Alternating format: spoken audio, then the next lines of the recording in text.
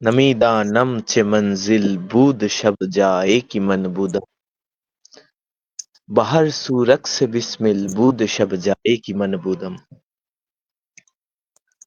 সুফিবাদে একটি প্রবাদ রয়েছে, মান আরাফা নাফসাহু ফাকাদ আরাফা রাব্বাহু। যে নিজের নফসকে চিনল, যে নিজেকে চিনল, সে নিজের খোদাকে চিনল, সে নিজের রবকে চিনল। প্রকৃত তাসাউফ মূলত আত্মকেন্দ্রিক। নিজের কর্ম, নিজের ধর্ম সবকিছুই নিজেকে ঘিরে।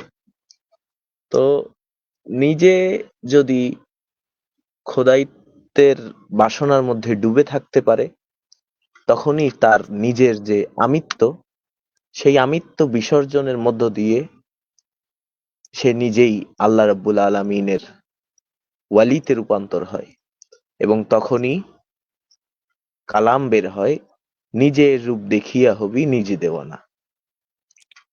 তো নিজ ভিত্তিক যে চেতনা শক্তি, নিজের যে চেতন, এই চেতনা শক্তি মূলত উজ্জীবিত থাকে না। কামেল মুর্শিদের সোহবতের মধ্য দিয়ে এই চেতনা শক্তিকে উজ্জীবিত করতে হয়। ঠিক কিনা ফায়েজ? জি জি। তো এখন আমাদের সামনে এই চেতনা শক্তি বিষয়ক আরো বিস্তারিত ব্যাখ্যা তুমি করো। আচ্ছা, ধন্যবাদ। আসসালাতু ওয়াসসালামু আলাইকা ইয়া আশরাফিল আম্বিয়া ওয়াল মুরসালিন ওয়া আলা আলিহি ওয়া সাহবিহি আজমাইন, আম্মা বাদ। আসলে আমরা আজকে যে বিষয়টা নিয়ে আসছি সেটা হলো আমি এবং চেতনা শক্তি। পুরো বিশ্বের আধ্যাত্ম দর্শনের যে মূল ভিত্তি বা পুরো বিশ্বের আধ্যাত্ম দর্শন যেই খুঁটির উপর দাঁড়ায় আছে, এই খুঁটিটার নাম হলো আমি, আমি সত্তা। আমাদের মুসলমান ধর্মাবলম্বী যে সমস্ত আরেফগণ রয়েছে, যারা সাধনা করে, যারা আল্লাহর পর্যন্ত পৌঁছানোর জন্য নিজের ইচ্ছা রাখে, এই পৌঁছানোর জন্য যে বেসের উপরে, যে রোডের উপরে সে চলে, সেই রাস্তাটার নাম হলো আমি, আনা। তো এই আমি সত্তার দিকে যদি আমরা লক্ষ্য করি, জি। আমরা সাধারণ আমি বিষয়ে কি বুঝি? আমিটা কি? আমাদের এই যে ৩.৫ হাত দেহ, এই হ্যাঁ। ৩.৫ হাত দেহটা কি আমি? যদি প্রশ্ন করি, আমার ৩.৫ হাত দেহের মধ্যে যে ১০টি ইন্দ্রিয় আছে, হ্যাঁ। যে ইন্দ্রিয়র মাধ্যমে আমি এই পৃথিবীর স্বাদ নেই, এই ইন্দ্রিয়গুলা কি আমি? উত্তরটা হবে না। কারণ এই যে আমাদের যেই দেহ, এই দেহটা আমি না। কেন কেননা আজকে যদি আমার এই শরীর থেকে আমি একটা আমার হাত বাদ দেই, সেজন্য কি আমার যে আমি, সেই আমি থেকে বিন্দু মাত্র কোনো কিছু কমলো? না। আমি সত্যটা তো হয়ে গেল। তার হ্যাঁ। মানে বোঝা যাচ্ছে এই হাতটাও আমি না। ঠিক তদ্রুপ পাও বাদ দিলে এই পাওটাও আমি না। এটা হলো এই আমির একটা আবরণ। আমার হাত, হাতটা আমি না, এটা আমার হাত। এই পাওটা আমি না, এটা আমার পাও। আমার। হ্যাঁ। মানে কোনটাই আমি না। হ্যাঁ। এমনকি আমাদের মধ্যে যেই জ্ঞান আছে, এই জ্ঞানটাও কিন্তু আমি না। হুম। বিষয় আরেকটা মজার যদি বিষয় বলি, আমাকে যদি জিজ্ঞাসা তোমার নাম কি? আমি বলবো হ্যাঁ। আমার নাম ফয়েজ। ফয়েজ কিন্তু আমি বলতে ফয়েজ বুঝি। এখন এটা যদি আমরা একটু ব্যাখ্যা করি, আজকে যদি আমার মুখের যে আবরণ, মানে যেই আমার একটা মানুষ, আমি যে ফয়েজ এটা কিভাবে বুঝতেছে? আমার চেহারাটা দেইখা। এখন আমার চেহারাটা যদি আমি পরিবর্তন করি প্লাস্টিক সার্জারির মাধ্যমে, সে কিন্তু আমাকে দেখে ফয়েজ বলবে না। আসলে আমার চেহারা, আমার আকৃতি, আমার কণ্ঠ, আমার চরিত্র এই জিনিসটার নাম হয়ে গেছে ফয়েজ। ফয়েজটাও কিন্তু আমি না। কারণ এটা আমার পিতামাতার দেওয়া একটা নাম। আমার এই হ্যাঁ, দুনিয়াতে আগমন হওয়ার আগেও আমার অস্তিত্ব ছিল। সেই সময় হ্যাঁ, কিন্তু এটা নাম ছিল। আমার নাম ফয়েজ ছিল না। আমি যখন দুনিয়াতে মানুষ হিসাবে জন্মগ্রহণ করলাম, আমার বাবা-মা আকিকা দিল এবং আমার নাম রাখলো ফয়েজ। এটা একটা শরীরের নাম। আমি এখন মারা যাই, এই আমার দেহটাকে কিন্তু কেউ ফয়েজ বলবে না। বলবে ফয়েজের লাশ। আমার নামটা কিন্তু ভ্যানিশ হয়ে গেল। মরহুম ফায়েজ, মরহুম আব্দুল্লাহ আল ফয়েজ। এখন এখানে একটা হুম, মজার বিষয় যে মরহুম আব্দুল্লাহ আল ফয়েজ, এই মরহুম শব্দের অর্থ কি? হুম, মরহুম শব্দের অর্থ হলো রহমপ্রাপ্ত, দয়াপ্রাপ্ত। প্রাপ্ত। হ্যাঁ, তো এখন যদি এটা খেয়াল করি যে একটা মানুষ মারা গেল, আমরা তারে বলতেছি সে দয়াপ্রাপ্ত। হ্যাঁ, সবাই কানতাছে, বাড়ির সবাই কান্দে, পোলা কান্দে, মা কান্দে, সবাই কান্দে। কিন্তু তার নামটা হইলো রহমপ্রাপ্ত। হ্যাঁ, দুনিয়াতে যদি কেউ ঘুম পায়, আল্লাহ যদি কারোর উপর রহম করে তার একটা বাড়ি হয়। হ্যাঁ, কারো ব্যক্তির আল্লাহ যদি ফজলের নজরে চায়, আল্লাহ যদি কোনো মানুষের এলমি তাকাত বৃদ্ধি করে, এইরকম রহম করে, সে একটা জ্ঞানী লোক হয়। সবাই খুশি হ্যাঁ, হয়। আল্লাহ যদি আমার হায়াতের মধ্যে রহম করে, আমার হায়াত বৃদ্ধি পাইব, সবাই খুশি। কিন্তু এটা আল্লাহর হ্যাঁ, কেমন রহম, যেই রহমে সবাই কান্না করে। হ্যাঁ, এটা কেমন রহম? সেটা হইলো মৃত্যুটা হলো মানুষ তার প্রকৃত যে পরিচয়, একটা মানুষের যে মৌলিক সত্তা, সেই সত্তার হ্যাঁ, দিকে ফিরে যাও। কোরআনে আল্লাহ পাক এই দুনিয়াকে স্বপ্ন বলছে। আর আমরা এই স্বপ্নটাকেই আমি বলে ভাবতেছি। হ্যাঁ, দুনিয়াকে স্বপ্ন বলছে। তো এটা অবশ্যই বুঝতে হইব, আমার যে হাত এটাও কিন্তু এই দুনিয়ার অংশ। আমার যে পাও এটাও দুনিয়ার অংশ। আমার যে চোখ এটাও এই দুনিয়ার অংশ। দুনিয়া কি? দুনিয়া হলো পঞ্চচিজ মানে পঞ্চভূত। এই পুরো পৃথিবী সৃষ্টি হয়েছে ৫ টা উপাদান দিয়া। আগুন, আঁচ, আতেশ আরকি, নার যেটারে বলা হয়, মাটি। বাংলায় আগুন, পানি, মাটি, বায়ু এবং নূর। হুম। আর এটারে আমরা নাকি? বিভিন্ন ধর্মে বিভিন্ন জি, পঞ্চভূত আরকি যেটারে বলি। বাংলায় যারা সাধক আছে এটা পঞ্চভূত বলে। সুফিরা যেহেতু ফার্সি ভাষায় প্রভাবিত তারা বলে পঞ্চচিজ। তো এই ৫ টাতে আমরা মানবদেহ তৈরি, এটা আমরা সবাই জানি। কিন্তু এই মানুষ খালি কিন্তু শুধু ৫ জিনিসে তৈরি। আশরাফুল মাখলুকাতের বাইরেও আর যত মাখলুকাত আছে এবং যত সৃষ্টি আছে, সকল কিছুর প্রকাশ এই ৫ টা এলিমেন্টের উপরে ভিত্তি করে। একটা কুকুরও এই পঞ্চভূতের তৈরি। একটা বিড়াল হ্যাঁ, হ্যাঁ, এও পঞ্চভূতের তৈরি। তার মানে আমরাও যেভাবে পঞ্চভূতের তৈরি, অন্য পশু-পাখি পঞ্চভূতের তৈরি। আমরা যে ঘরে আছি ঘরটা পঞ্চভূতের তৈরি। আমার যে স্ত্রী, আমার যে বিবি সেও এই পঞ্চভূতের তৈরি।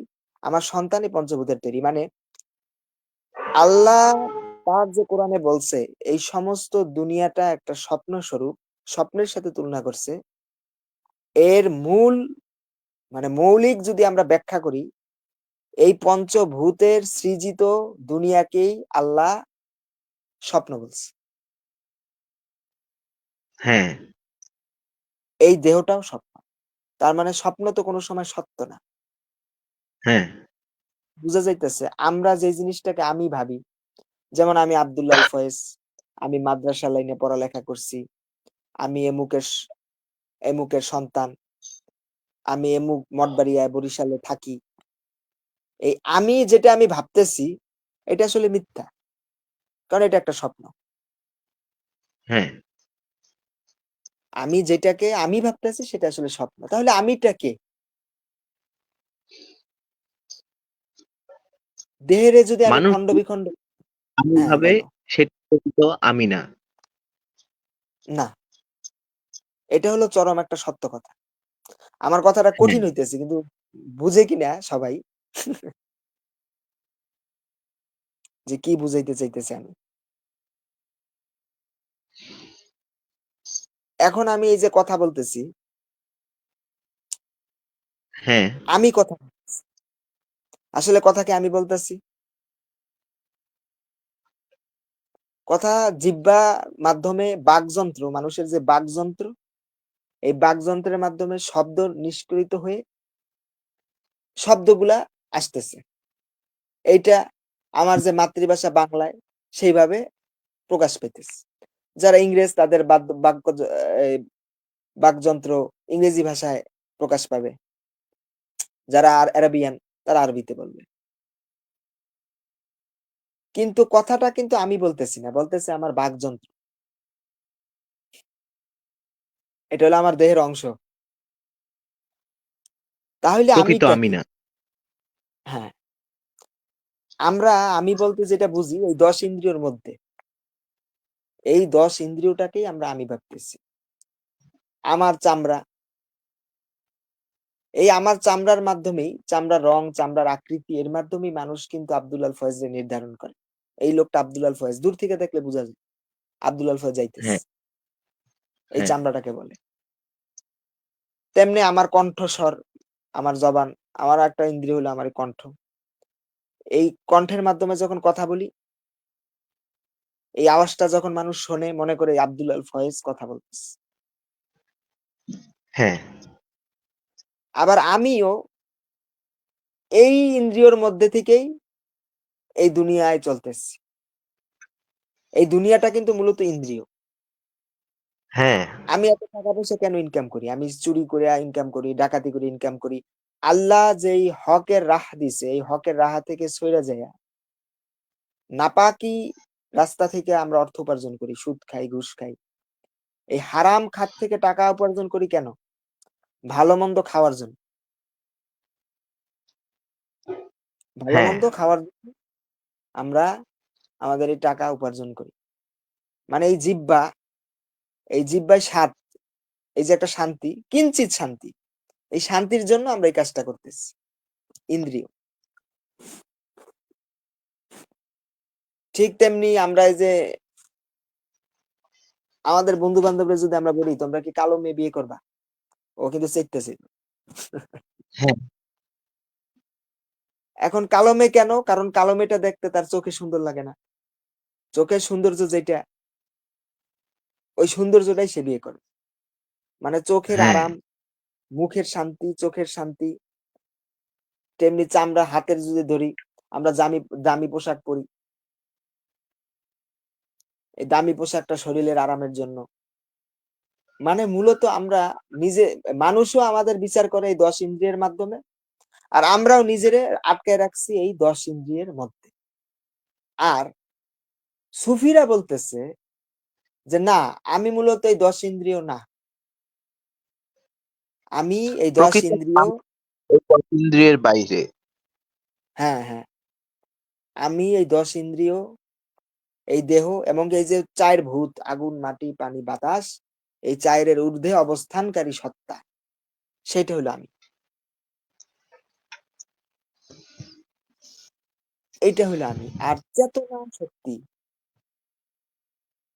এই আমি সত্তাটা আমাদের দেহের মধ্যে আছে। যে হ্যাঁ, রূপে থাক, আমার শরীরের মধ্যে আছে। এখন আমি যদি ভাবি আজকে যে আমি বরিশাল যামু। বরিশালে আমি কেমনে যামু? আমার নলেজের মাধ্যমে। আমার ব্রেইনটা আমি কোনো এক সময় বরিশাল গেছিলাম। এই রাস্তাটা চেনা আছে। এটা আমার ব্রেইনটার মধ্যে সংরক্ষিত আছে। ওই হুম, আমার ব্রেইনটা নির্দেশনা দিবে, আমি ওই অনুযায়ী যাবো। আমি এই যে তোমারে চিনি প্রায় ১৪-১৫ বছর ধরে। হুম, এটা চিনলাম কিভাবে? তোমার সাথে আমার কোনো এক সময় দেখা হয়েছিল, এই তোমার স্মৃতিটা আমার মেমোরিতে আছে, এবং সেইখান থেকে আমি উপলব্ধি করতে পারলাম আমি তোমারে চিনি। মেমোরি আর কি। হ্যাঁ, আমি যত স্মৃতিশক্তি। জ্ঞান অর্জন করতে এই ব্রেনটের মধ্যে, আমার মা মানে যে আমার জন্ম দিয়েছে সেই মাকে আমি কেমনে চিনি? ব্রেনটের মাধ্যমে। স্মৃতি। হ্যাঁ, স্মৃতির ফলক বলতে পারি, স্মৃতিশক্তি। হুম। আমার পিতারও আমি কিভাবে চিনি? এই স্মৃতির মাধ্যমে, মানে ব্রেন। এখন এই শরীর থেকে যদি আমি এই ব্রেনটা সরায় দিই, তাহলে যেই জিনিসটাকে আমি আমি বইলা জানি, এটার কি আর কোনো অস্তিত্ব থাকবে? না। মানুষ কিন্তু পাগল হয়। পাগল হ্যাঁ। কারে বলে? অ্যাবনর্মাল। মানে সাধারণ মানুষ যেভাবে নরমাল বিহেভ করে, ওইভাবে নরমাল বিহেভ যে করে না, তাকে বলে অ্যাবনর্মাল, পাগল।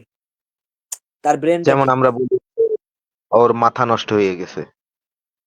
হুম, পাগল বলি, মূলত কারণ তার তার কি? ব্রেন। হ্যাঁ, ব্রেন।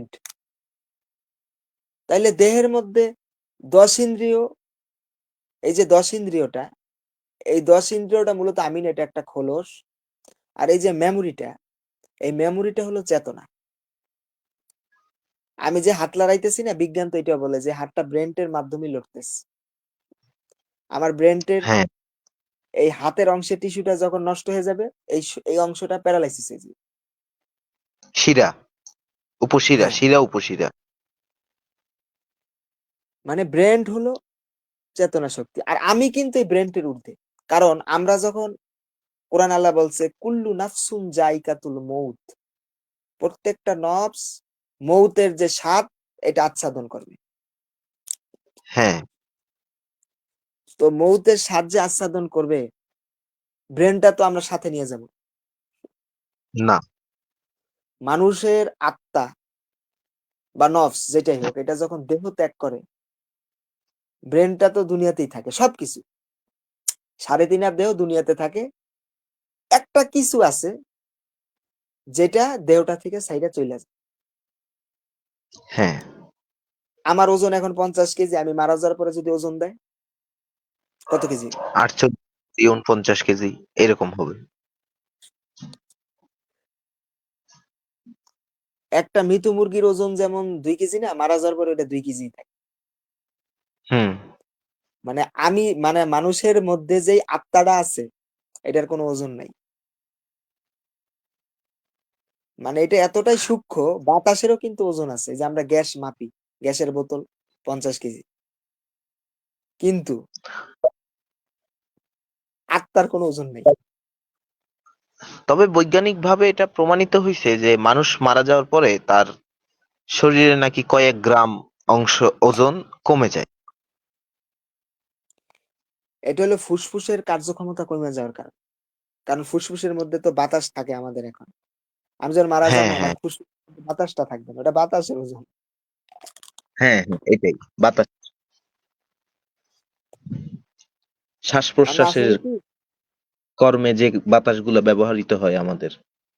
হুম, মানে ব্রেনটা কিন্তু আমি ফেলায় যাইতেছি, মানে আমার যে স্মৃতি। তাইলে সেই সময় কিন্তু আমি আমার বাবা-মা, আত্মীয়-স্বজন চিনার কথা না। না। কারণ আমার মেমোরি তো আমি দুনিয়াতে ফেলাই গেছি। হ্যাঁ।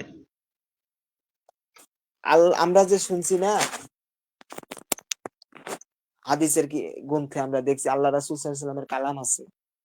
কিয়ামতের ময়দানে নাকি ভাই বোনরে চিনবো না, বোন ভাইরে চিনবো না, স্বামী স্ত্রীরে চিনবো না, স্ত্রী স্বামীরে চিনবো না, হ্যাঁ? সন্তান মায়েরে চিনবো না।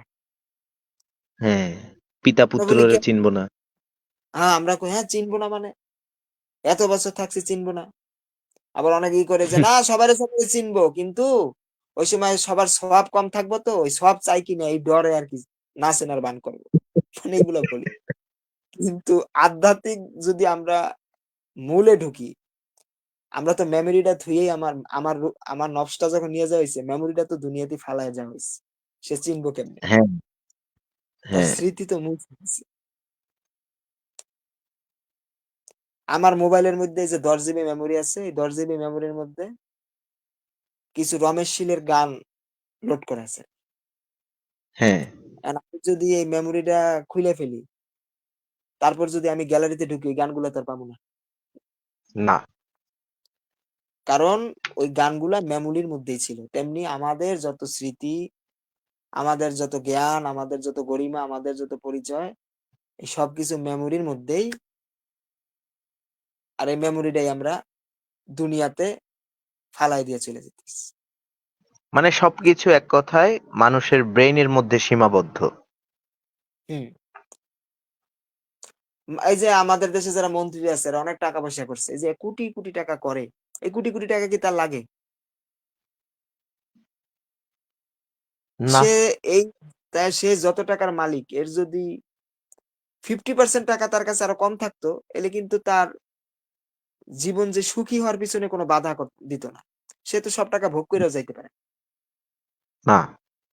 তাহলে টাকাগুলো কেন করে? সন্তানের জন্য। ওই যে তার মেমোরি, তারা বুঝাইতেছে এটা তোমার ছেলে, এটা তোমার কিছু দিয়ে যেতে হবে। হ্যাঁ, হ্যাঁ। মানে এটাও একটা স্বপ্ন, মেমোরি নামের স্বপ্ন। মানুষ মেমোরির উপরে বেস করে চলে। মানুষের যে পরিচয়, পরিচয়টা একটা এই শুধু একটা ব্র্যান্ড। কিন্তু মূল যে সত্তা, সেটা মানুষ বোঝে না, বোঝার চেষ্টাও করে না। আর এর জন্যই আধ্যাত্মবাদ। সুফিদের সোহবতে সুফিজম। যাওয়া হয়।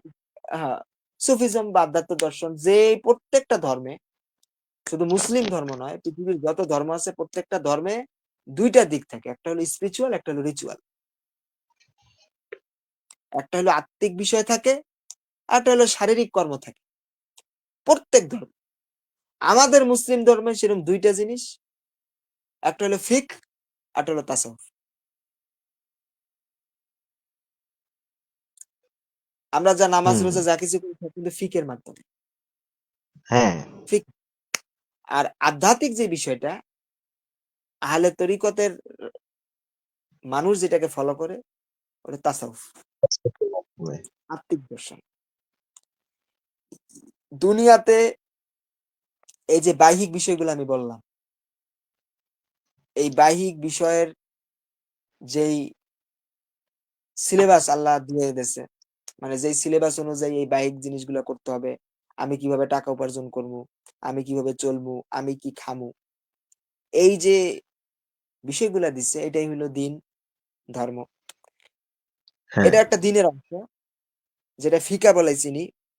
দিনের আরেকটা অংশ আছে, ওটা হইলো তাসাউফ, শরীয়ত যেটা আসলে আর তরিকত। হ্যাঁ, এরকম বলতে পারি, বা এটাই শরীয়ত এবং তরিকত। হুম। মানে এখন এই যে আমি সত্তাটা, এইটা অনুধাবন করা বা এটাকে চেনা, টাফ ব্যাপার। যেটাকে টাফ ব্যাপার, মানে এটাকে চেনা, এটার অনুভূতি করা বা এটারে বুঝা বা এটার নিকট পর্যন্ত পৌঁছানো, আত্মদর্শন। আত্মদর্শন মানে কি? আত্মার দর্শন। হ্যাঁ।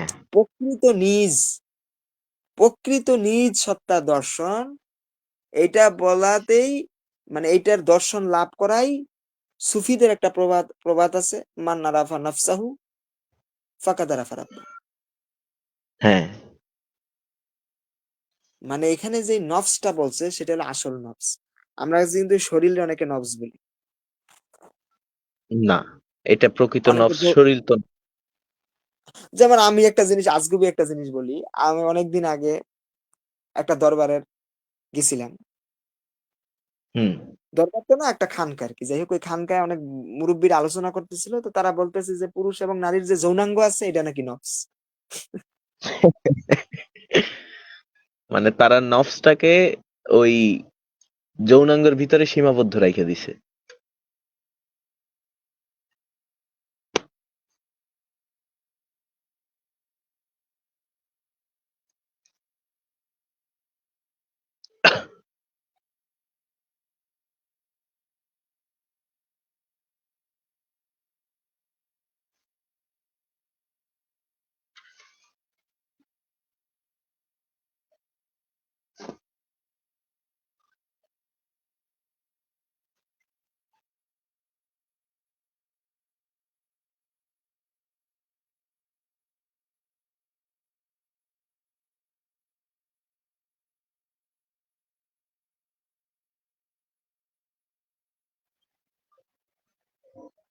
ফায়েজ,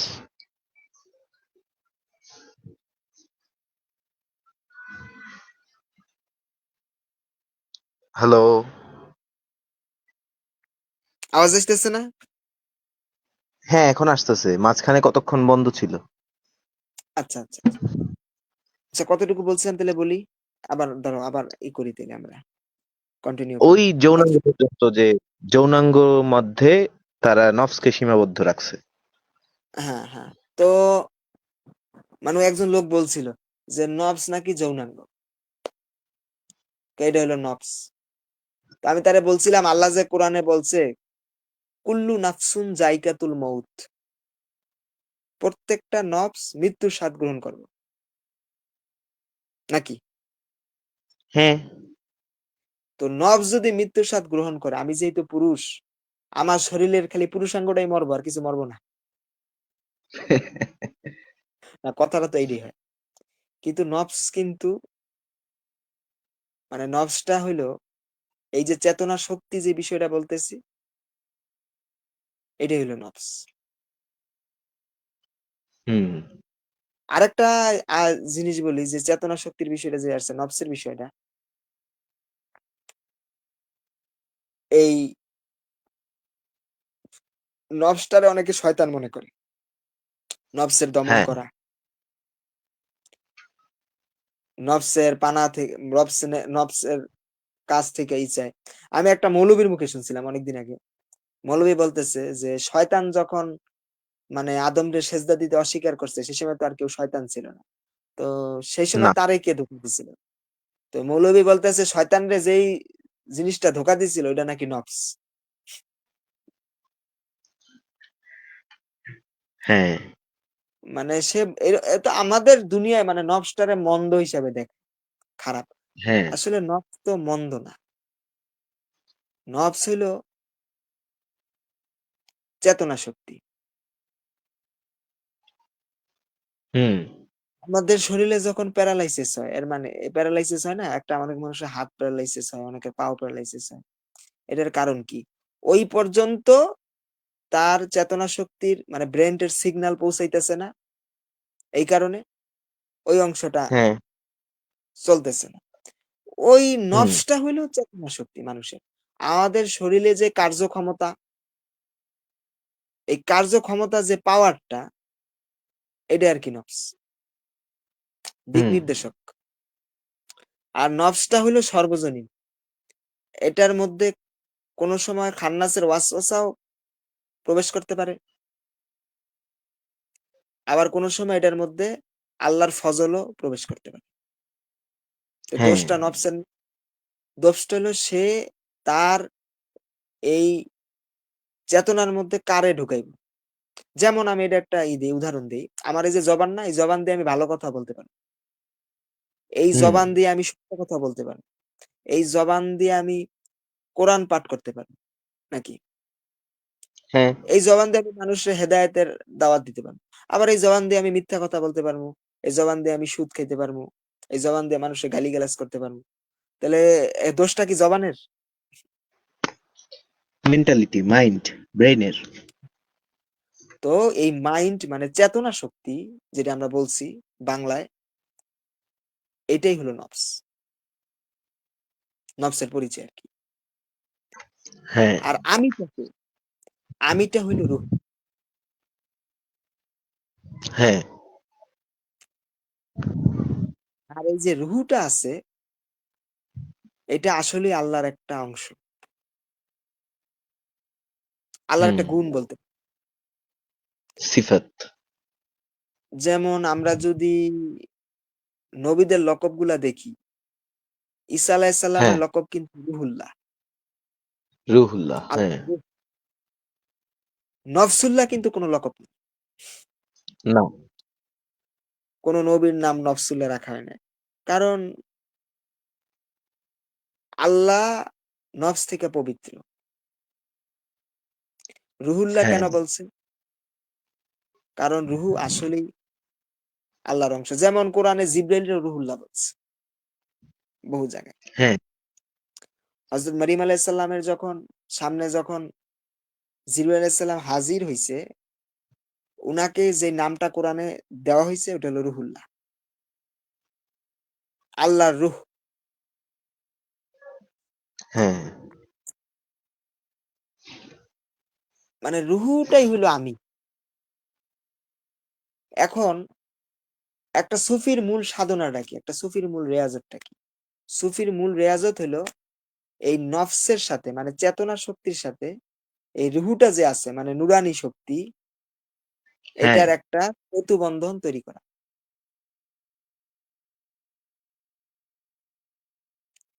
আমাদের মধ্যে যে খান্নাসটা আছে, নেগেটিভ এনার্জি, মানুষের মধ্যে খান্নাস এবং রুহের প্রভাব, এটা যদি সামান্য একটু আমি ব্যাখ্যা দিই, উদাহরণ, আমি যদি এখন চুরি করতে যাই না, চুরি করতে যাইতেছি, এটা তো শয়তানের ওয়াসওয়াসা, এটা তো সবাই বুঝে।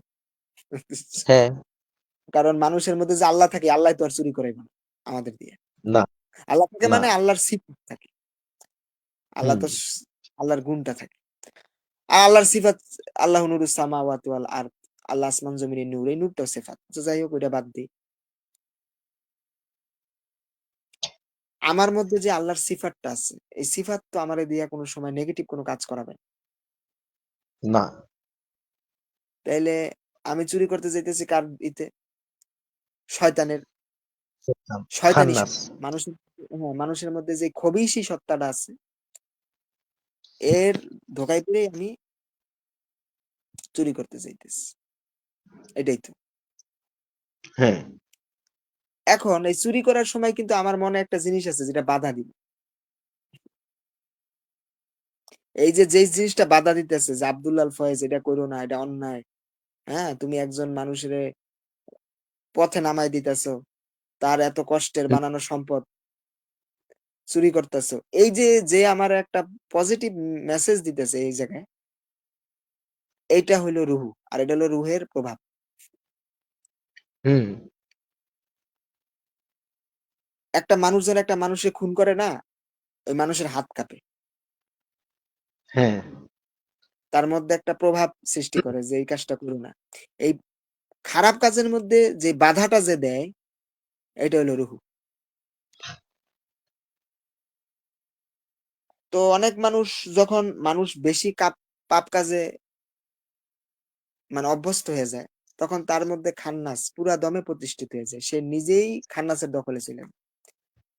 বুখারী শরীফের হ্যাঁ, নফল এবাদত বিষয়ে বলতে যায়া আল্লাহ রাসূল সাল্লাল্লাহু আলাইহি ওয়াসাল্লাম বলছেন, মানুষ এবাদত করতে করতে এমন মাকামে পৌঁছায়, তার হাত আল্লাহর গুণে গুণান্বিত হয়, তার চোখ আল্লাহর গুণে গুণান্বিত হয়, হ্যাঁ, তার পাও আল্লাহর গুণে গুণান্বিত হয়। সে তাই বলে আল্লাহ যা বলায়, সে তাই ধরে আল্লাহ যা ধরায়, সে সেইভাবে হাঁটে আল্লাহ যেভাবে হাঁটে। ঠিক তদ্রুপ ৬,৫০০ মানে আল্লাহর প্রভাব এটা হয়। ঠিক তেমনি কেউ যদি বেশি খারাপ হয় না, তার হাতটাও আল্লাহর শয়তানের হাতে যায়। মন্দ কাজের জন্য। হ্যাঁ, তার চোখটাও শয়তানের চোখ হয়ে যায়। বিপরীত মানে এটা, দিকে। হ্যাঁ। তো নফসটা হলো এরকম। আপনি যদি খারাপ কাজ করেন অতিরিক্ত, তাইলে আমি যদি খারাপ কাজ করি অতিরিক্ত, তাইলে আমার শরীরের যে ইন্দ্রিয় আছে, এই ইন্দ্রিয় শয়তানের গুণে গুণান্বিত হইব। আর আমি যদি ভালো কাজ করি, উত্তম কাজ করি, নফল আমলগুলা করি, তাইলে আমার এই দশেন্দ্রিয়গুলা আল্লাহর গুণে গুণান্বিত। তো এখানে দোষটা কিন্তু নফসের না, হ্যাঁ, দোষটা হইলো খান্নাসের।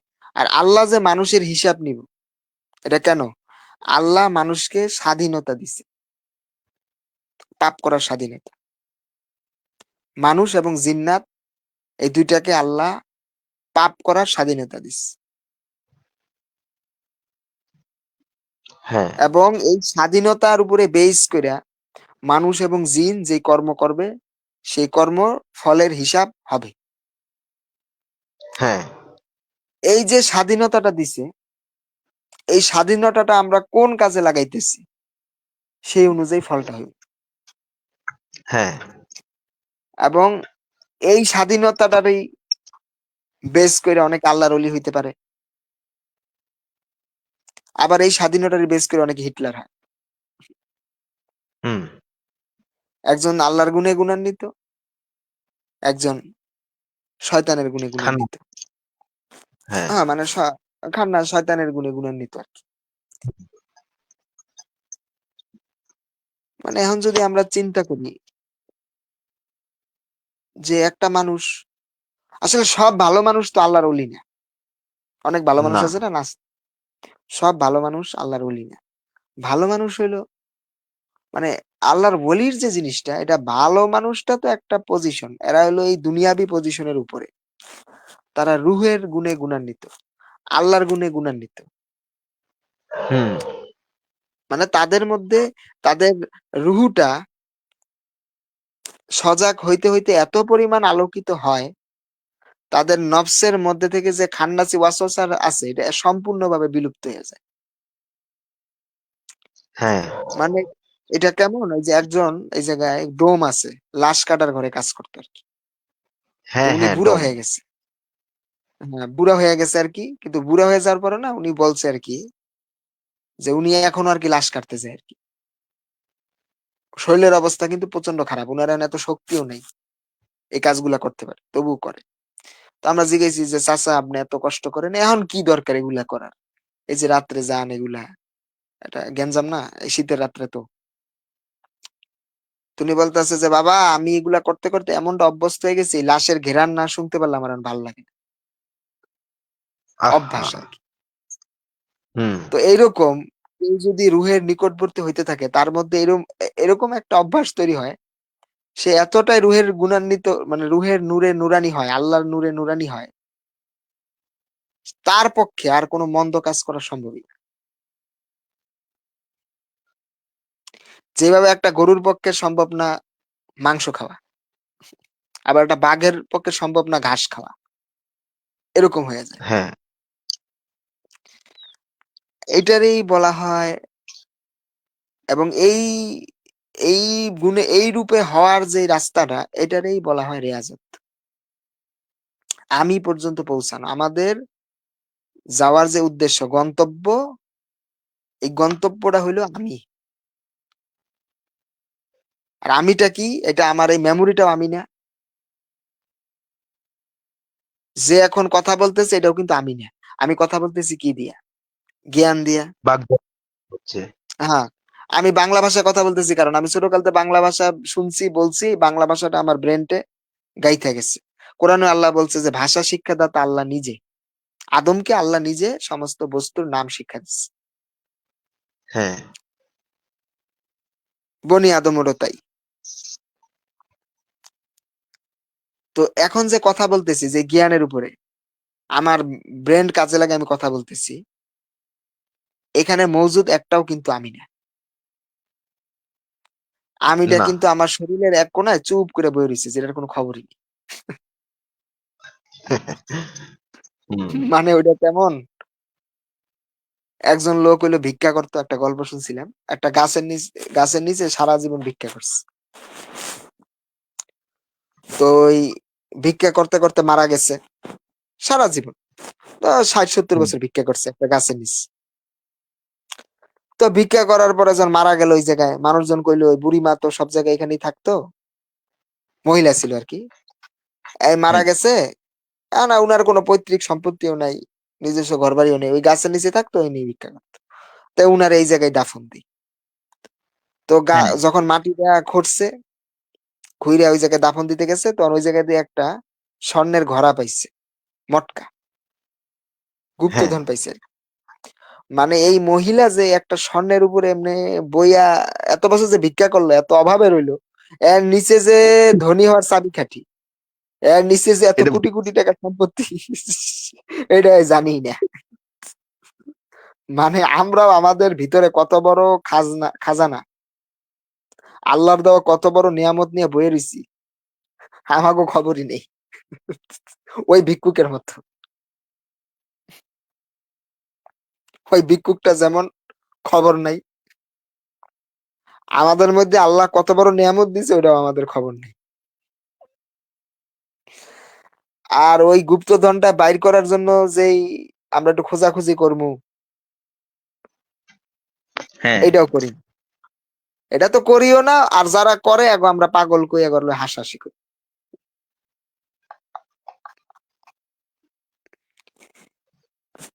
মানে আমি শব্দটা এতটাই, মানে কি বলবো, এতটাই গভীর। আল্লাহ কোরআনের মধ্যে যে বলছে পৃথিবীর সমস্ত পানি যদি কালি হয়, হ্যাঁ, সমস্ত গাছ তরুলতা যদি কলম হয়, তাইলেও নাকি কোরআনের ব্যাখ্যা লিখে শেষ করা যাবে না। এই আমি সত্তাটা কিন্তু এরকম, এটার বিশ্লেষণও শেষ হবে না। হুম, কিন্তু একটা বিষয় কি, একটা জিনিসকে সংক্ষেপ করা মানে সারাংশ করা, একটা বড় একটা লেখনীরে সারাংশ রূপে প্রকাশ করা, এরকম কিন্তু একটা বিষয় আছে। হ্যাঁ, তো শেষ হইব না এটা বুঝলাম। যেমন আমারে যে দেখে নেয়, তার সামনে যদি আমার উপস্থাপন করতে হয়, কিয়ামত পর্যন্ত কিন্তু আমার বিষয় লিখতে পারবো, আর লেখা শেষও করতে পারবো না, লেখতেই রইলো। যে চট্টগ্রাম জীবনে যায় না, চট্টগ্রাম নিয়ে কত কিছু লেখা যায় না, চট্টগ্রাম এরকম আছে, একটা ছোট জিনিসের ব্যাখ্যা দিতে লাগবে 3 ঘন্টা আর কি। চট্টগ্রামে একটা মুরাদপুর নামে জায়গা আছে, মুরাদপুরে একটা ব্রিজ আছে, এই ব্রিজের 14টা পায়া আছে। হ্যাঁ। হ্যাঁ, এ- এই জায়গায় বালু উড়াফেরা করে, এই নিচে কিছু বাস থাকে, এই বাসগুলা দিয়ে ফটিকছড়ি যাওয়া যায়। হ্যাঁ, ঢাকা দিয়ে আসলে আমরা মুরাদপুরের ব্রিজের নিচ দিয়ে যাই। কিন্তু কেউ যদি নিয়ে ওই জায়গায় দাঁড় করাই, এত কথাবার্তা তো দরকার, প্র্যাকটিক্যাল। তো রুহুটা এরকম, এটা নিয়ে বলতে গেলে শেষ হবে না, কিন্তু প্র্যাকটিক্যাল দেখাই দিলে নিস্তব্ধ, কোনো কথাই নেই। প্র্যাকটিক্যাল সে মুরাদপুর যদি কেউ দেখে, তারা তো আর মুরাদপুরের রচনা জানানোর দরকার নেই। বুঝছো? হ্যালো। হ্যাঁ, বলো। মানে কেউ যদি আমি আব্দুল্লাহ আল ফয়েজ রে চিনে, হ্যাঁ, তার তো আর আমার বিষয়ে তার নতুন করে কোনো পরিচয় দেওয়ার তার তার কাছে দরকার নেই। সে তো আমার চিনি। তো রুহুটারে যদি কেউ আসলে কেউ উপলব্ধি করতে পারে, রুহের পর্যন্ত আসলে যদি হুম, কেউ পৌঁছাইতে পারে, তার আর দরকারই নেই এই রুহু বিষয় আমি বিষয় তারে কিছু শোনানোর। হ্যাঁ, তবে এতটুকু উপলব্ধি করতে মানুষের বছরের পর বছর চলে যায়, যে যেই লোকটা আজকে রাত্রে খাবারটা খাইলো, এই লোকটা কিন্তু রুহু খায় না, হুম, এটা অন্য কিছু।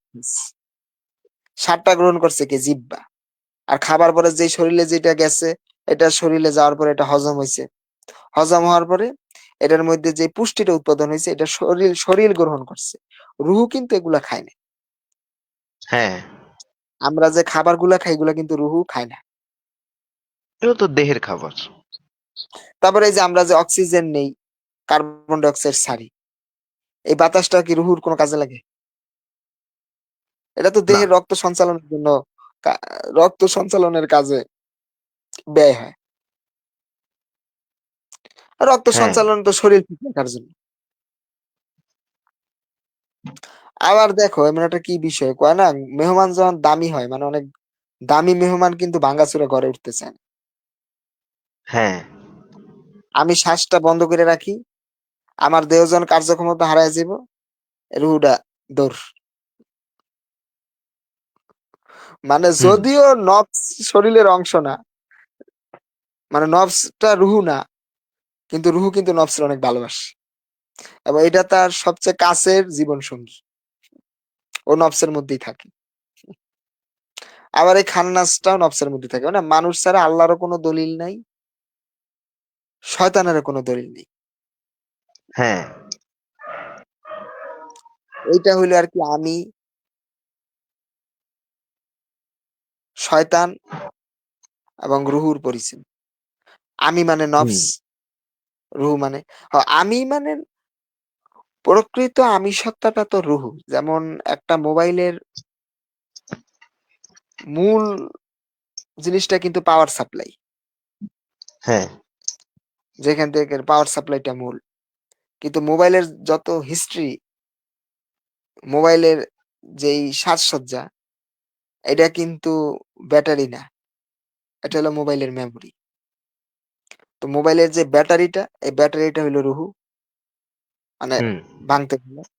মোবাইলের বডিটা তো শরীর আরকি, ওটা বাদ দেই। মোবাইলের যে ব্যাটারিটা, এই ব্যাটারিটা হইলো রুহু। আর মোবাইলের মধ্যে যে মেমোরিটা আছে, মানে সমস্ত মোবাইলের যেই এই ডিভাইস গুলা যেগুলো আরকি লোড করা আছে, এইটা হইলো নফস। এটা হইলো নফস। তবে এই যে আমরা যদি রুহু পর্যন্ত পৌঁছাইতে চাই, আমাদের যদি দেখি না, আমাদের ধার্মিক দর্শনে মানে মুসলমান ধর্মে, মুসলিম ধর্মেও যদি দেখি, আল্লাহওয়ালাদের যদি জীবন দেখি, তারা প্রচুর নামাজ পড়ে, হ্যাঁ, প্রচুর। অবশ্যই। যেমন কাশফুল মাহজুবে হযরত দাতা গঞ্জে বাখশ আলী হাজবিরি রহমাতুল্লাহ আলাইহি বলছে যে, আগের অনেক পীরেরা তার মুরিদদের ২০০ রাকাত নামাজ পড়তে বলতো রাত্রে, নফল নামাজ। হ্যাঁ, মানে এটা এটা যদি কি, এটা মানে সাধারণ মানুষের জন্য যেটা করা কষ্টকর, ওইটা কিন্তু করতে, মানে ওইটার দিকে তারা খেয়াল করে বেশি। যেমন অনেক অলিরা আছে, অলি কি বাংলাদেশে অনেক সাধারণ মানুষ আছে যারা সবসময় রোজা রাখে ৩৬৫ দিন। হ্যাঁ, অনেকে আছে। মানে সাধারণ মানুষ থেকে নিজের চেতনা শক্তিরে একটু চাপের মধ্যে রাখতে চায়। এটা কারণটা কি? কারণ মানুষ যত আল্লাহর ঐশী বাণীর মাধ্যমে যে আমলগুলা দিছে, এগুলার নিকটে মানুষ যত যাইবে, মানুষের মধ্যে যে খান্নাস সত্তাটা আছে তত দুর্বল হবে। হুম, এটা কেমন, একটা লবণের মধ্যে আমি পানি দিলে লবণটা যেভাবে আস্তে আস্তে বিলুপ্ত হয়ে যাব পানির মধ্যে, তো মানুষের মধ্যে যখন আল্লাহর জালওয়া কঠিন ভাবে বিস্তার লাভ করব, এই আল্লাহর জলওয়ার সামনে ওই লবণের মতো খান্নাসির সত্তাটা সম্পূর্ণভাবে লা হয়ে যাবে। এমনকি নফসটা যে আছে, মানে চেয়ারটা সহ, আর নফস আমার মেমোরি আমার 10 ইন্দ্রিয়, এই সত্তাটাও ওই আল্লাহর জালওয়ার সামনে একদম লা হয়ে যাবে। যেমনে একটা সমুদ্রের পানির মধ্যে, একটা সমুদ্রের মধ্যে আমি যদি ১ বোতল পানি ফালাই, ওই পানিটা যেমনি একদম লা হয়ে গেছে, ওইটা হ্যাঁ, আর উদ্ধার করা সম্ভব না, ওইরকম। আর এই অবস্থাটারই বলা হয় ওলিয়া। নফসও নাই, শয়তানও নাই। আমিও নাই, শয়তানও নাই। হুম, শুধু আছে রুহু।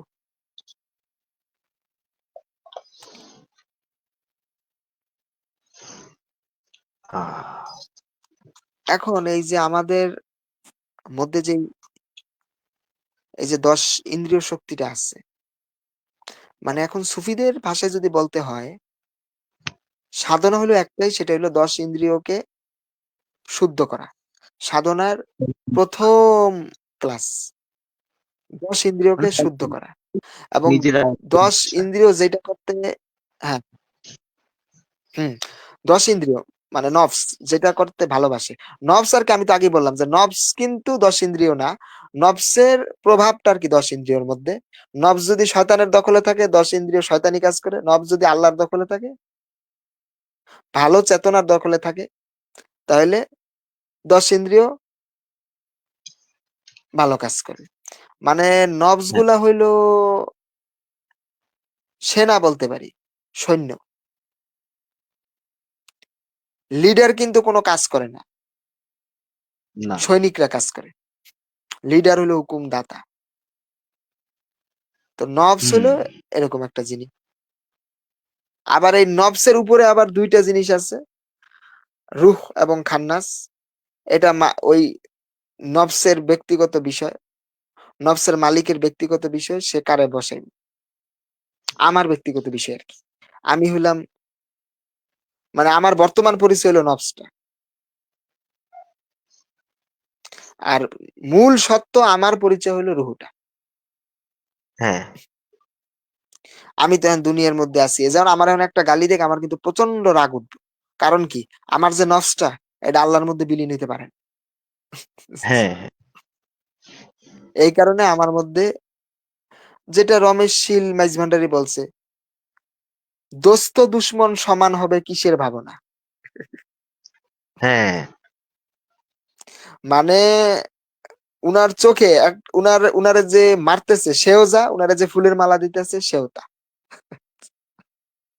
হ্যাঁ, এটার কারণ কি? কারণ তার নফসের মধ্যে থেকে খান্নাসের সত্তাটা চলে গেছে, বিলুপ্ত হয়ে গেছে। হুম, বাকি থাকে রুহুটা। রুহু যখন পরিপূর্ণ জলবায়ু ধারণ করছে, তার নফস আর রুহু এখন আর কোনো পার্থক্য নেই, এক হয়ে গেছে।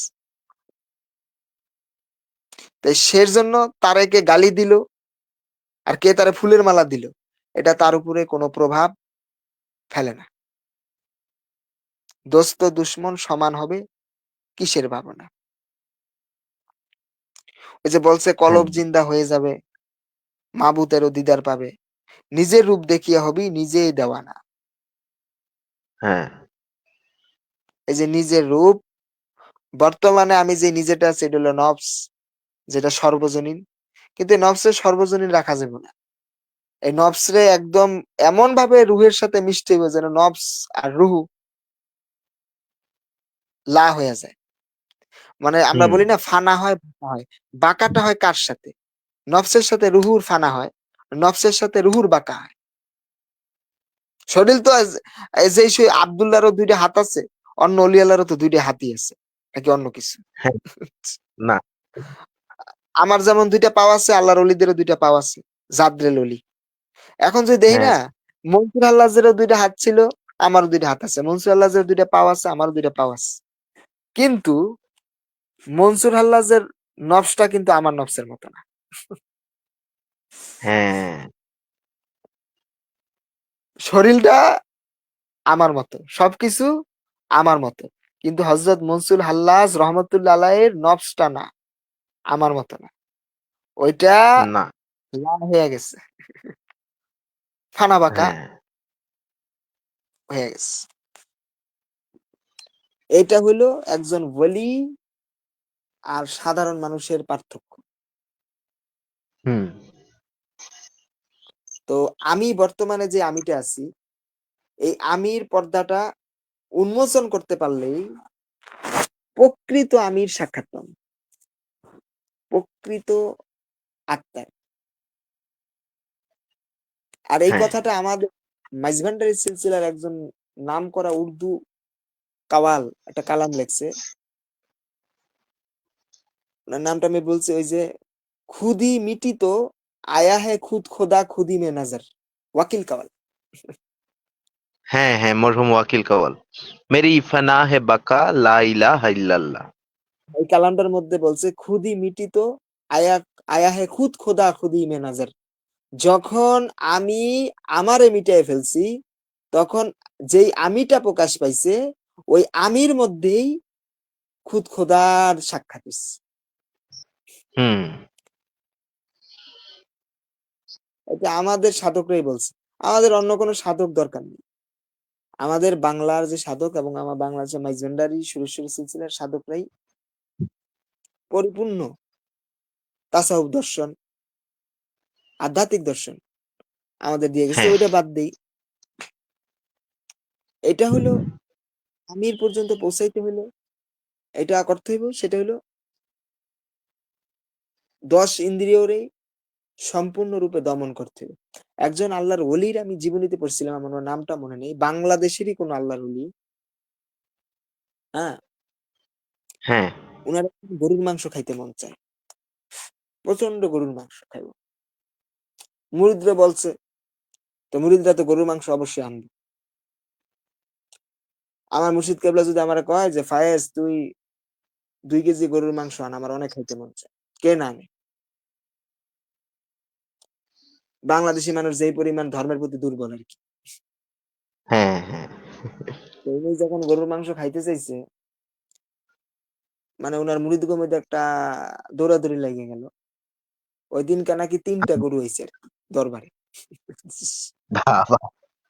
মানে কেজি না, গরুই নিয়ে আইছে অনেক আনাম গরু। ৩ টা গরু হ্যাঁ, জবাই দিল। রান্না-বান্না চলতেছে। রান্দা হইলো। এখন ওই আল্লাহর ওলি বলতেছে যে, "২ কেজি করল্লা নিয়া।" কয়, "বাবা এত বড় আয়োজন আপনি কি এর করল্লা এর মধ্যে আবার?" কয়, "না আনো।" তারা মনে করছে যে মনে হয় ওই যে অনেকে খাবার আগে একটু সবজি খায় না? তো করল্লা হ্যাঁ, খাইবে আরকি। তো তারপরে করল্লা রান্দা হইছে। রান্দা হওয়ার পরে বলছে পরিবেশন করলো, "আগে করল্লা।" করল্লা দিছে, ওমা করল্লা খাইয়া উইঠা গেছে। কয়, "বাবা গরুর মাংস?" কয়, "না আমি ওইটা খামু না।" কয়, "এটা কি বললেন আপনি?"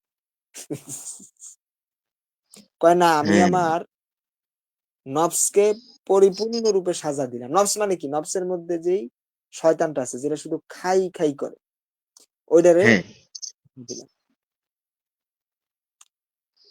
আল্লাহ রাসূল সাল্লাল্লাহু আলাইহি ওয়াসাল্লাম কালাম করছে যে, "মানুষের মুখ মাটি ছাড়া কোনো কিছুতে ভরবে না।" হ্যাঁ, এটা আসলে মানুষ বলতে যেটারে ইন্ডিকেট করে কথাটা বলছে সেটা হলো নফস। সাধারণ মানুষের নফস আরকি। অলি আল্লাহর নফস না। সাধারণ মানুষের নফস না, যেটা কলুষিত নফস, এই নফস সারাদিন শুধু খাই, খাই করবে। হ্যাঁ, হ্যাঁ, একটা ভুল করলেও একটা ওই যে মানুষের ঘরে অনেক সুন্দর বউ। এটা তুই আবার পাশে যাইয়া একটা পরকীয়া শুরু করে। কারণ কি? কারণ নফস কোন সময় সন্তুষ্ট না। নফস কখনো শান্তি পাইবে না। আমরা মনে করে কি আমরা জানি ৳২,০০,০০,০০০ মালিক হইলেই প্রচন্ড শান্তিতে থাকি। একদম ভুয়া কথা। যে ৳২,০০,০০,০০০ মালিক শান্তিতে নেই, আরো চায়। ২ এর পর ৪, ৪ এর পর ৮, ৮ এর পর ১০। যার ঘরের বউ হুরগেলমান হাই চিন্তা করব আরো ২ গুণ একটা হুর পাওয়া যেত। মানে নফস কখনো শান্তি পাইবে না। নফস শান্তি তখনই পাইবে যখন নফস পরিপূর্ণ স্তব্ধ হয়ে যাবে। হুম, নীরবতার মধ্যে কতটুকু শান্তি, নীরবতা। এই নীরবতার মধ্যে কতটুকু শান্তি সেটা নীরবতা লাভ না করলে মানুষ জানে না। হ্যাঁ, এটা কেমন? ঘাস, আমরা যে ঘাস দেখি না? এই ঘাসের স্বাদ যে কত সুন্দর এটা হরিণের জিহ্বা লাভ না করলে বুঝা যাবে না। না। আমার যদি এখন ঘাস দেয় আমার কাছে এটা কি মনে হবে যে এটা কি? কিন্তু হরিণ তো আবার মাইর ঠিকই শুধু মজা কইরা হুম, কাঁচা মাছের যে কি স্বাদ এটা মাছরাঙার জিহ্বা না হইলে বুঝা যাবে না। হ্যাঁ, কাঁচা মাংসের যে কি স্বাদ এটা বাঘের জিহ্বা না হইলে আস্বাদন করা যাবে না। তেমন নীরবতার মধ্যে যে কি স্বাদ এটা নীরব না হলে বুঝা যাবে না। হ্যাঁ, এখন আমি তো বললাম চেতনা। তো চেতন গুরুটা কি? চেতনা একটা চেতন জিনিসটা হলো নফস। যাদের নফস কলুষিত মুক্ত এ হলো চেতন গুরু। যার ১০ ইন্দ্রিয় তার হুকুম শুনে। আমরা হুম, মাইজভান্ডারী কালাম আছে না? আকাশ ও বাতাস ও আর দেব-দেবতা তাবেদার। হ্যাঁ, তোর শরীরের মধ্যে যে সমস্ত বড়, বড় দেবতা মানে শক্তিধর যারা আছে, এই শক্তিধররা হইলো ১০ ইন্দ্রিয়। আল্লাহর ওলি যারা তাদের জিহ্বা তাদের কথা শোনে। তাদের চোখ তাদের কথা শুনে। তাদের চামড়া তাদের কথা শুনে। তাদের শ্রবণেন্দ্রিয় তাদের কথা শুনে। আমাদের কথা কিন্তু শোনে না। কেমন শোনে না এটা যদি বলি, আমরা কিন্তু ফানি ভিডিও দেখতে অনেকে পছন্দ করি। আমিও পছন্দ করি ব্যক্তিগতভাবে। একটা ভালো যেমন কিছুদিন আগে একজন মহাগুরুর জীবন বৃত্তান্ত নিয়ে একটা মুভি দেখতেছিলাম। তো এর মধ্যে একটা ফানি ভিডিওর আরকি একটা নোটিফিকেশন আয়। তো আমি ওইটা স্কিপ কইরা ওই ফানি ভিডিওর মধ্যে চইলা যাই। কারণ আমার চোখ আমার কথা শুনতেছে। হ্যাঁ, আমার চোখ আর আনন্দ হ্যাঁ, পাইতেছে। হুম, এই যে জিহ্বা, আমার যে জিহ্বা, শুধু আলু যদি খাই না একটা মানুষ যদি শুধু আলু খায়, তাহলে কিন্তু হ্যাঁ, তার শরীর চলে যাবে। তার দিন চলবে না? আমি যদি খালি আলু দিয়ে ভাত খাই। চলবে। কিন্তু আমি আলু কেন খালি খাই না? কারণ খালি আলু খাইলে হইব না তো। মজাও লাগবে, হ্যাঁ, স্বাদটা লাগবে। এর কারণ কি? কারণ আমার ইন্দ্রিয় আমার কথা শোনে না। দেবতা তাবেদার মানে ইন্দ্রিয় অলি আল্লাহর তাবেদার। যেই হ্যাঁ, ব্যক্তির হ্যাঁ, ইন্দ্রিয় তার তাবেদারি করে, পুরা দুনিয়া তার তাবেদারি করে। গাউসুল আজম আব্দুল কাদের জিলানী বলছে, কেউ যদি আল্লাহর অলি হয়, 18,000 মাখলুকাত তার তাবে হয়। আর অলি হওয়ার শর্তই হলো আগে প্রথম 10 ইন্দ্রিয় তার তাবেদার করতে। আর নিজেকে চিনতে হবে। ইন্দ্রিয়, হ্যাঁ, আর ইন্দ্রিয়র মধ্যে যে এই খান্নাসের 6টা চেহারা আছে, এটা হলো 6 রিপু। এই 6 রিপুর মধ্যে সবচেয়ে শক্তিশালী যে রিপুটা, সেটা হলো কাম রিপু, হ্যাঁ, যেটার মাধ্যমে মানুষ জেনা করে। জেনা কিন্তু খালি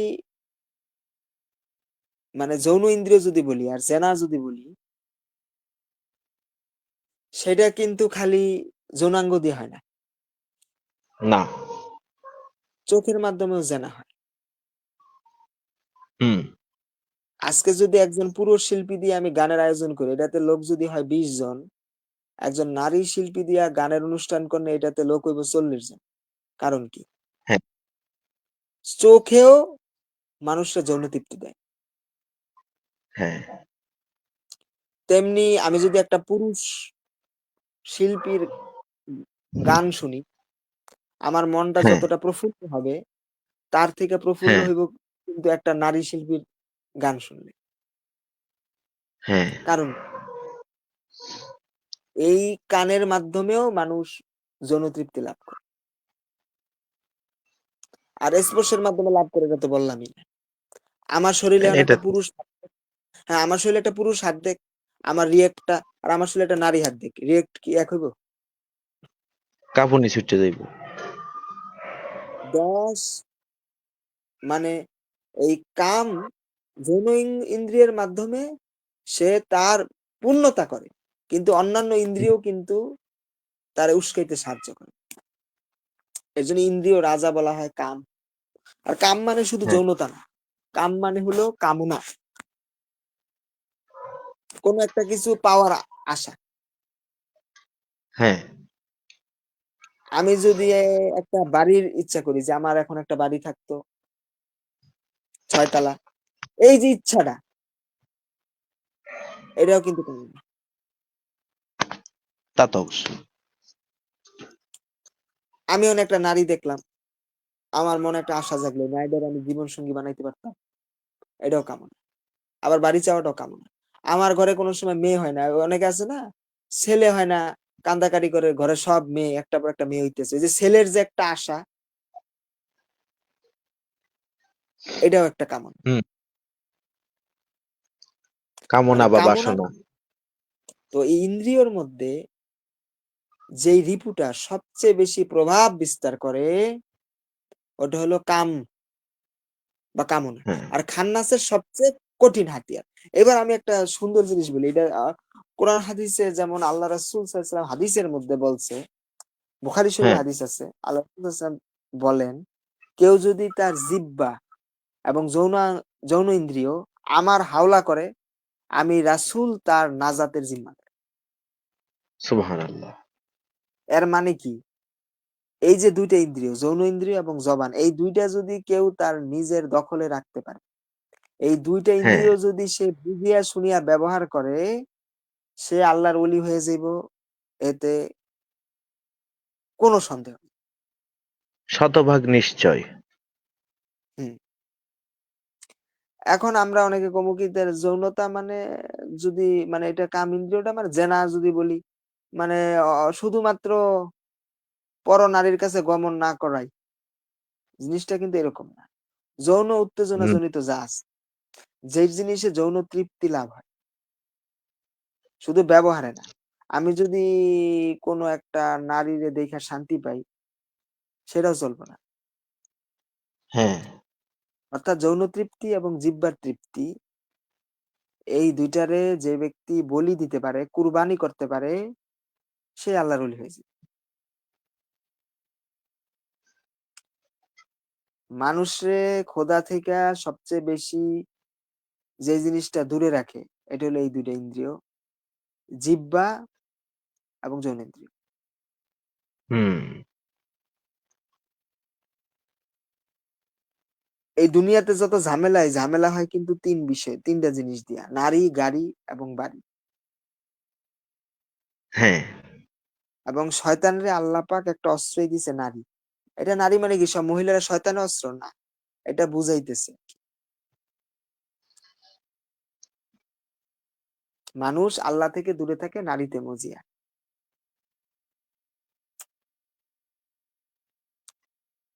সেটাই। কামনা করা যাবে। এবং আরেকটা বিষয় আছে, ছয় রিপু সব সময় কিন্তু হুম। খারাপ। কেউ যদি আল্লাহরে কামনা করে, হ্যাঁ, এটাই মানে ধরো কেউ যদি আল্লাহকে পাওয়ার লোভ করে, কেউ যদি আল্লাহকে পাওয়ার ইচ্ছা করে, সেটা তো খারাপ হবে না নাকি? হুম, মানে শয়তান নফসের যেই জিনিসটা ব্যবহার করে শয়তান ছয় রিপু উৎপন্ন করে, এই ছয় রিপুকে পজিটিভ দিকে নিয়ে আসতে হবে। এটা হলো আর কি সাধনা। আমি কামনা করবো আল্লাহকে নিয়ে, আমি অহংকারও করবো আল্লাহকে নিয়ে বা আল্লাহ এ রাসূলকে বিষয়ে নিয়ে। তো কলও আছে যে ইন্নামাল আমালু বিন্নিয়াত। প্রত্যেকটা কাজ নিয়তের উপর নির্ভরশীল। হ্যাঁ,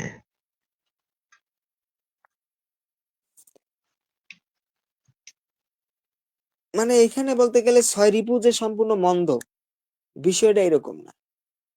আমরা খারাপ হওয়ার কারণে আমগো ছয় ইন্দ্রিয়টা শুধু খারাপ কাজে নিয়োজিত। মেন্টালিটির উপরে নির্ভর করে সেটা। সুতরাং কর্ম হলো একটাই, সেটা হলো আপন নফস থেকে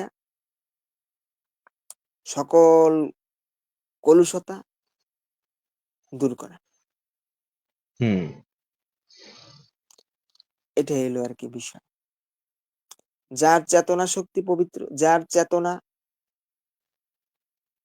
পবিত্র, সেই আমিরে চিনতে পারছে, সেই প্রকৃত হ্যাঁ, চেতন।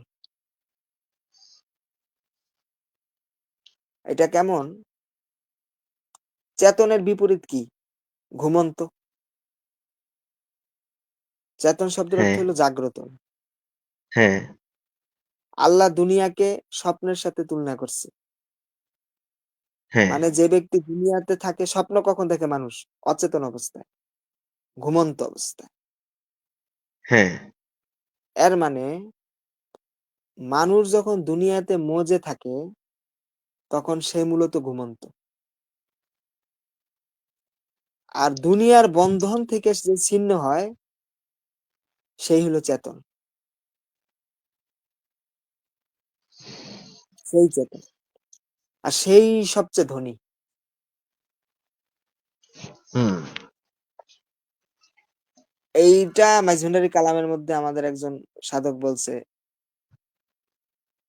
গাউসে ধনের প্রেম বাগানে ইমান রত্ন ভেসে যায়, ধনী হইবার স্বাদ থাকে যার, হঠাৎ করে চলে আয়। হ্যাঁ, ইমান রত্ন মানে একটা ইমান হলো শুধু জবানে স্বীকৃতি, শাহাদাত। হুম, আরেকটা ইমান হলো আমলে। ইমান কাকে বলে? শুধু জবানে স্বীকৃতি না, অন্তরেও স্বীকৃতি দেওয়া,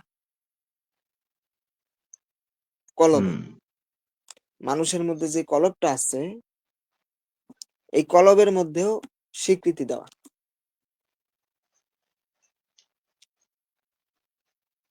হ্যাঁ, এইটা হইলো আর কি। এখন কলব কি আবার, যদি এটা এই প্রশ্ন করি, ও আমাদের দেহের মধ্যে সুফিরা কিন্তু এই যে ছয় লতিফার যে নাম রাখছে, হ্যাঁ, নফস, রুহু, হ্যাঁ, সের, খফি, আকফা, কল্ব, হ্যাঁ, এটা কিন্তু সেন্টার দেখাইছে। যেমন আমাদের কাদরিয়া তরিকায় নাভির থেকে একটু নিচে নফসের অবস্থান। তো আমি বললাম নফস হলো মানুষের মধ্যে থাকা চেতনা শক্তি। তো দুইটা তো মিলল না। হ্যাঁ, না, এটার বিষয়টা কি? আমরা এই যে হাতে আমাদের শরীরের মধ্যে বিভিন্ন অঙ্গ-প্রত্যঙ্গ আছে। যেমন আমরা যদি দেখি আমার পায়ে যদি আমি একটা টোকা দেই না, আমি তো হ্যাঁ, এটা বুঝতে পারি। কিন্তু প্যারালাইসিস হওয়ার পরে যদি কেউ টোকা দেয়, এটা বুঝে না। কারণ কি?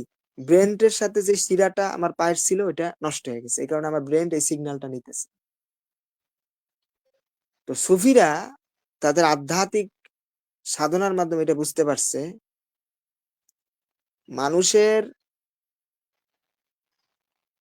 যে নফসানি সত্তাটা আছে,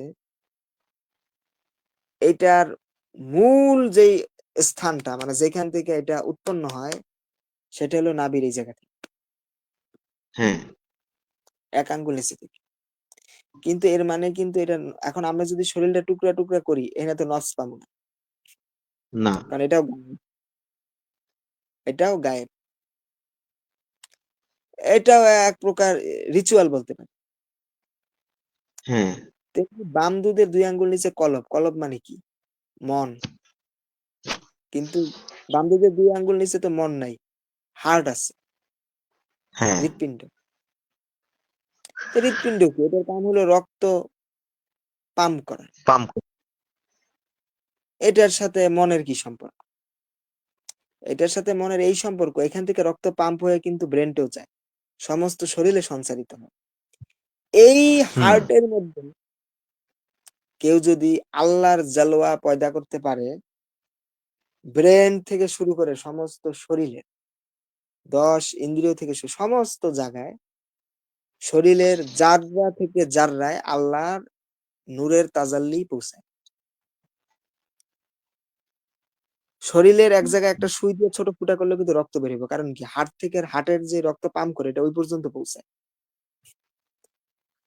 শরীরের একটা মূল কেন্দ্রবিন্দু এই হার্ট হওয়ার কারণে সুফিরা কলব হিসাবে এই হার্টরে চিহ্নিত করছে।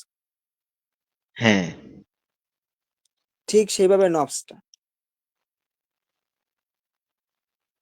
সুফিদের মূল কেন্দ্রবিন্দু মানুষ যা করে, বেশিরভাগ মানুষ যে কাজটা করে খাবারের জন্য, এই খাবার থলিটা যেই জায়গায় ওইখানেই সুফিরা নফস হিসাবে চিহ্নিত করছে। কারণ কি? চিহ্নিত করছে। এটা খাবার থলিটা কেন? তো এটা কারণ আছে।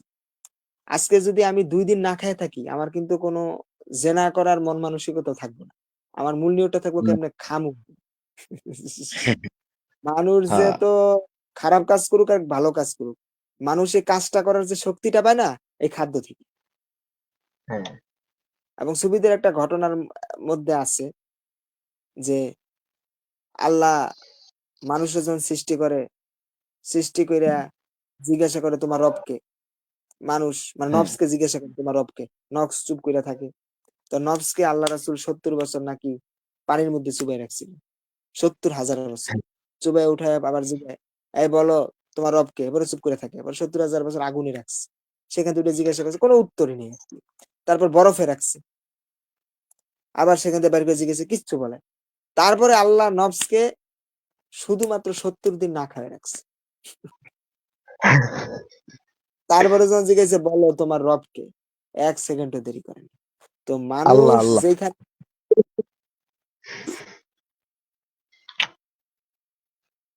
হ্যাঁ, শক্তির মূল উৎপন্ন স্থান যেহেতু এই অংশটা যেখানে আরকি পুষ্টিটা তৈরি হয়, ওই জায়গাটাকেই হ্যাঁ, সুফিগণ নবস হিসাবে চিহ্নিত করছে।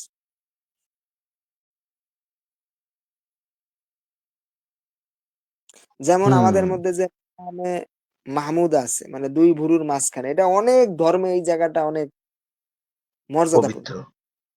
হ্যাঁ, হুম, ২ ভুরুর মাঝখানে। কারণ কি? এই জায়গায় ব্রেইনের গুরুমণ্ডলটা এই জায়গায় থাকে। হ্যাঁ, হ্যাঁ, ব্রেইন তো ৩ ভাগে বিভক্ত। এই কারণে এই জায়গায় ব্রেনের মূল চেতনা শক্তি এই জায়গায় থাকে। এই কারণে এইখানেই থার্ড আই, এখানেই মাকামে মাহমুদা, এখানেই আবার অনেকে বলে খফি, অনেক মানে সুফিরা বলি আর জৈন ধর্ম বলি, শিখ ধর্ম বলি, বৌদ্ধ ধর্ম, সনাতন ধর্ম, সকলের কাছে এই জায়গাটার এত গুরুত্ব, কারণ ব্রেনের মূল বার্তাটা এখান থেকে আসে। হুম। এই কারণে এই জায়গায় যদি কেউ তার খোদার নুরানি জালওয়া জায়গা দিতে পারে, তাহলে এই শরীর সম্পূর্ণটাই ওই নূরে নূরান্বিত হয়। হ্যাঁ। এই শৈলতিফার ভেদগুলো হলো এরকম। শৈলতিফা নিয়ে আমরা আবার আরেকটা ভিডিও করতে পারি, লাইভ ভিডিও। আগামীকাল ইনশাআল্লাহ। হ্যাঁ, যখন করি আর কি আমরা। আমার মোবাইলে আবার চার্জ আছে মাত্র 7%, কারেন্ট চলে গেছে।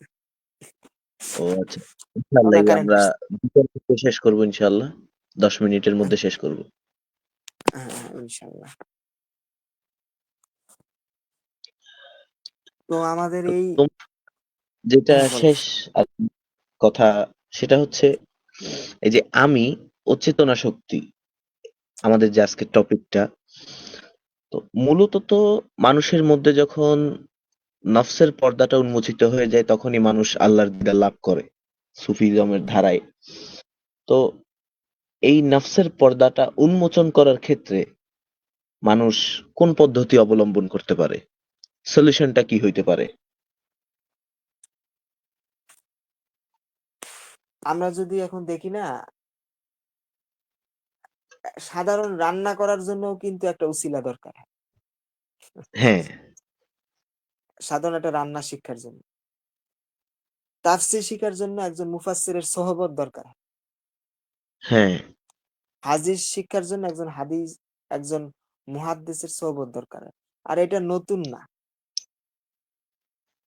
আল্লাহ রাসূলের কাছ থেকে কালাম নিছে সাহাবীরা, আল্লাহ রাসূলের সোহবতে হাদিস জানতে পারছে হলো সাহাবীরা, সাহাবীদের সোহবতে তাবিরা, তাবির সোহবতে তাবিরা। এটা পার্ট টু পার্ট এটা চলে আসছে, হুম। একটা চেইন।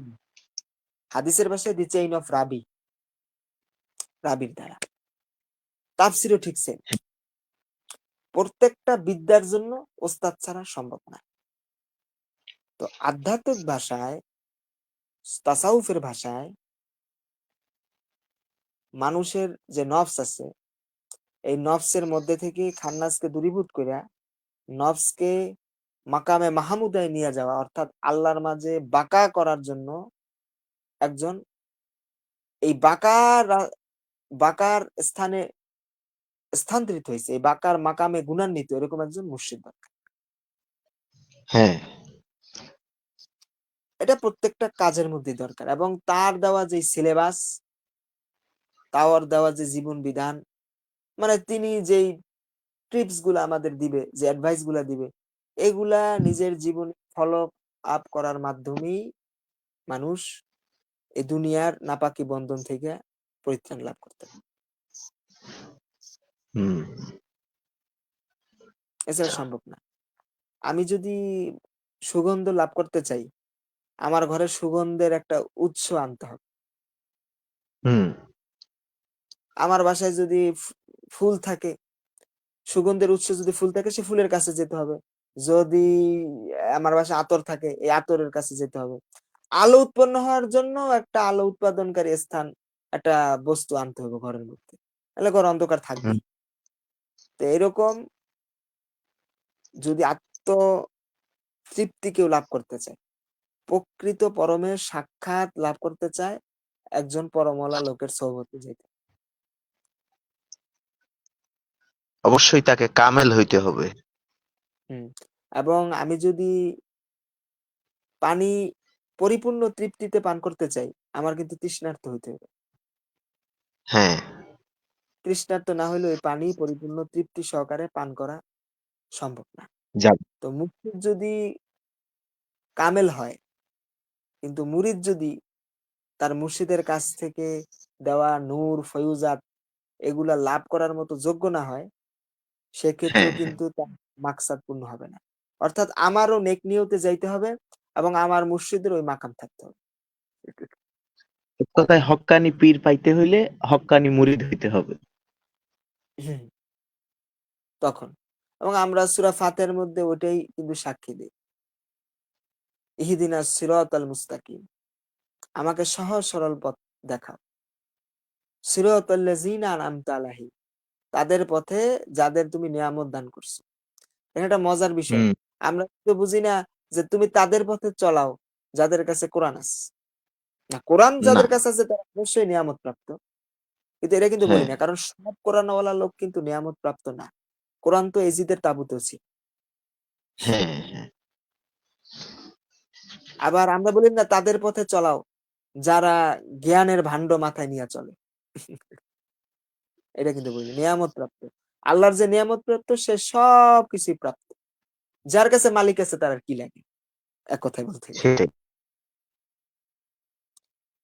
এখানে কিন্তু বলে নাই যে আল্লাহ তুমি আমার একটা কাগজের কিতাবে চলাও। এখানে একটা পার্সনের কথা বলছে। জীবন্ত মানুষ। তাদের পথে যাদের তুমি নিয়ামত দিছো। মানুষ বলছে।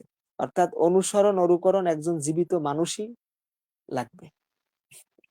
হুম।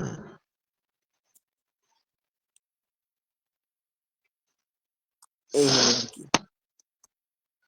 মানুষ তো হ্যাঁ, আজকে আমরা অনেক কিছুই জানলাম। অজানা অনেক বিষয় উপলব্ধি করার সুযোগ হইল। আল্লাহর দরবারে লাখো কোটি শুকরিয়া। তো আমি এবং চেতনা শক্তি এই বিষয়ের উপরে তুমি অনেকক্ষণ আলোচনা করছো। তোমার প্রতিও কৃতজ্ঞতা প্রকাশ করছি এবং আল্লাহর দরবারেও শুকরিয়া আদায় করছি। পাক পাঞ্জাতন আলে মোহাম্মদ ইমামে ইসনা আশরার প্রতি দুরুদ ও সালাম পেশ করে তো আজকের মতো আমাদের লাইভ এইখানে আমরা শেষ করছি নাকি? হুম। মা আসসালাম। ওয়া আসসালামু আলাইকুম আলাইকুম। আসসালামু আলাইকুম ওয়া রাহমাতুল্লাহি